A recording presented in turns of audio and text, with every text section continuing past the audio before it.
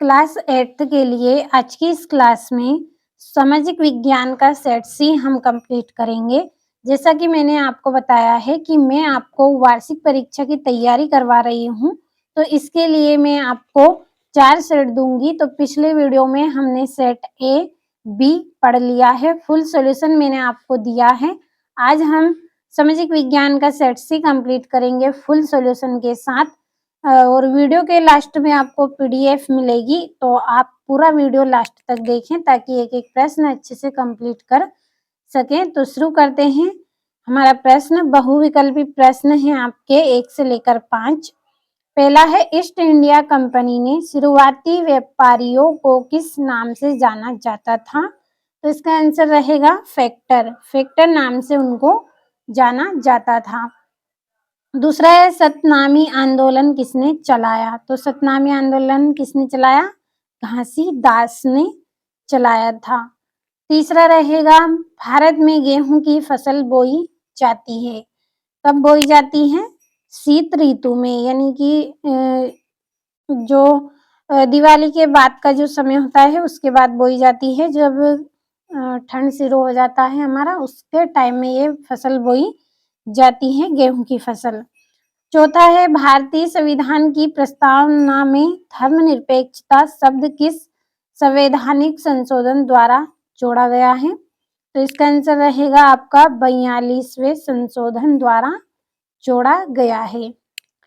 अंतिम है आपका, अनुसूचित जाति एवं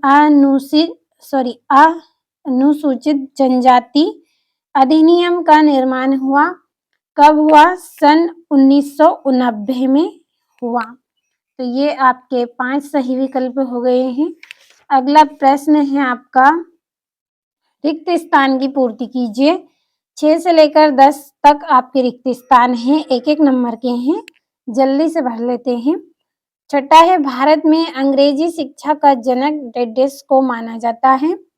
किसको माना जाता है? मैकाले को माना जाता है। तो मैकाले इसका आंसर रहेगा। सातवां है, स्त्री पुरुष तुलना नामक पुस्तक डेडेस ने प्रकाशित की। किसने करी प्रकाशित? ताराबाई शिंदे ने। ताराबाई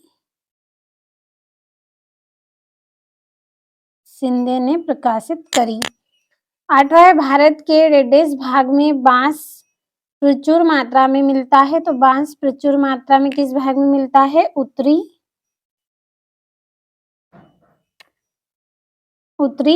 पूर्व में भरपूर मात्रा में क्या मिलता है? बांस मिलता है। नवा है, मौलिक कर्तव्य अनुच्छेद डेडेस के तहत वर्णित है। किसके तहत? 51A के तहत। 10वां, भारतीय कानून धर्म, जाति और लिंग के आधार पर लोगों के बीच कोई डेडेस नहीं करता। तो क्या नहीं करता है? भेदभाव नहीं करता है। तो 6 से लेकर 10 तक हमने रिक्त स्थान पढ़ लिए। अगला जो प्रश्न है अति लघुत्री प्रश्न है, 11 से 16 तक सारे 2-2 नंबर के हैं। इनके आंसर भी पीडीएफ में आपको मिल जाएंगे। वीडियो के लास्ट में पीडीएफ दूंगी, तो ध्यान से प्रश्नों को समझे। 11वां है, किस पुर्तगाली यात्री द्वारा भारत तक पहुंचने के लिए समुद्री मार्ग का पता लगाया था? 12वां है, अंग्रेजों का सांस्कृतिक मिशन क्या था? 13वां है, भूमि का उपयोग किन किन कार्यों में किया जाता है? लिखिए। 14वां है, सरकार के तीनों अंगों के नाम लिखें और कानून को लागू करने का काम किस अंग के द्वारा किया जाता है? 15वां है, जनजातीय आबादी वाले क्षेत्रों में सामाजिक न्याय को प्रोत्साहित करने हेतु सरकार द्वारा क्या कदम उठाए गए? 16वां है, भारतीय संविधान में मौलिक अधिकार हमारी किस प्रकार सहायता करते हैं? तो पूरे 2-2 नंबर के प्रश्न हो गए हैं आपके। ये आपके 3-3 नंबर के प्रश्न हैं, 17 से 22 तक लघुत्री प्रश्न।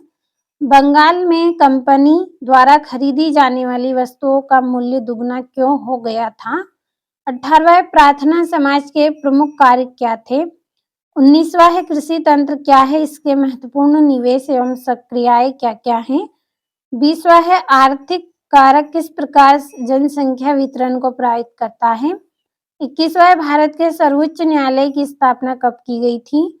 22वां है भारतीय संविधान के अनुच्छेद 21 के अंतर्गत पानी को जीवन का अधिकार मानने का क्या आशय है। और दीर्घ उत्तरीय प्रश्न है 23 से 26। यूरोपीय व्यापारिक कंपनियों में प्रतिस्पर्धा के क्या कारण थे। और 24वां है 1857 के विद्रोह के बाद अंग्रेजों ने अपनी नीतियों में क्या बदलाव किए, लिखिए। और 25वां है जनसंख्या वितरण को प्रभावित करने वाले कारकों के नाम लिखिए। और अल्पसंख्यकों के लिए सुरक्षात्मक प्रावधानों की आवश्यकता क्यों है। तो ये आपके पूरे प्रश्न 5-5 अंक के हैं। तो आज के इस क्लास में कक्षा 8th के लिए सोशल साइंस का पेपर हमने कंप्लीट कर लिया है। फुल सॉल्यूशन मैं आपको अभी इसी वीडियो में दूंगी। तो अगले वीडियो में हम सेट डी हम कंप्लीट करेंगे। जब तक आप सेट सी को अच्छे से कंप्लीट करें, एक एक प्रश्न आपका महत्वपूर्ण है इस क्लास में, तो पूरा पेपर कंप्लीट अच्छे से कर लें।